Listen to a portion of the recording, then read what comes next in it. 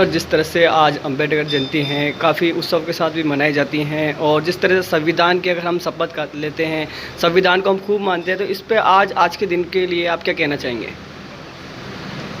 आज के दिन हम बाबा साहब अम्बेडकर साहब को प्रणाम करते हैं, जिन्होंने हमारे देश का संविधान रचा और संविधान में हर छोटे बड़े को समान रूप से उन्होंने समानता दी। आज जो देश में हम समरसता देख रहे हैं वो उन्हीं की देन है। जी सर, आपकी जो कार्यकारिणी है, आपके जो सदस्य हैं, काफ़ी लोग यहाँ पे मौजूद हैं, तो आज के दिन पे जिस तरह से आप और आम जन में क्या मैसेज पहुँचाना चाहेंगे आप? आम जन में मैं यही मैसेज पहुँचाना चाहता हूँ कि बाबा साहब ने जो हमें 3 मंत्र दिए थे, उन मंत्रों की हम पालना करें, संगठित रहें, शिक्षित बनें और संघर्ष करें। बाबा साहब के अधूरे मिशन को हम पूरा करने के लिए जो कार्य कर रहे हैं, तो हमारा उद्देश्य भी वही है कि बाबा साहब ने जो अधूरा मिशन छोड़ा था, हम उसको पूरा करें संगठित होकर। जी, आपकी कार्यकारिणी के लिए क्या कहना चाहेंगे आप, जिस तरह से मेहनत चल रही है और जब विधानसभा चुनाव भी आने वाले हैं? कार्यकारिणी को मैंने बिल्कुल सशक्त किया हुआ है कि जितने ज़्यादा से ज़्यादा सदस्यों को आप पार्टी से जोड़कर और पार्टी को आगे बढ़ावें, ताकि आगामी विधानसभा चुनाव के अंदर हम। सर, आप आमेर विधानसभा से भी एक तरीके से टिकट के तौर पे आप चुनाव लड़ने की बात कह रहे हैं, तो वैसे 200 सीटें पे आप उम्मीदवार उतारेंगे, आप राजस्थान के प्रदेश अध्यक्ष भी हैं, तो इस पर क्या कहना चाहेंगे आप?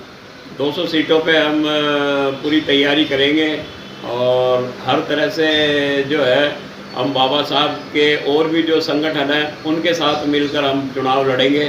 उनसे हमारा एक तरह से गठबंधन रहेगा, ताकि हमारे आपस में कोई विवाद वो नहीं हो। और हम आज बाबा साहब की जयंती है और आप खुद जानते हो कि हिंदुस्तान की आज़ादी की लड़ाई लड़ने के बाद बाबा साहब को जो महात्मा गांधी सबसे ज़्यादा पसंद करते थे, बाबा साहब के जिम्मे किया गया कि वो समाज जो पीछे रह गया उनको सबको बराबर का अधिकार मिले डेमोक्रेसी में।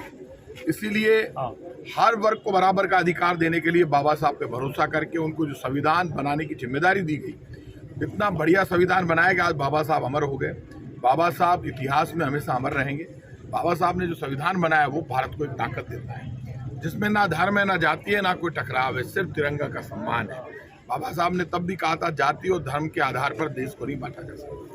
जब कंट्री में जाति और धर्म का टकराव होगा, कंट्री कमजोर होगी बाबा साहब के संविधान के अनुसार। इसीलिए सब धर्मों को बराबर का अधिकार मिला। यहाँ पे हिंदू, मुसलमान, सिख, ईसाई, फारसी, जैन, बौद्ध सब को बराबर का हक है।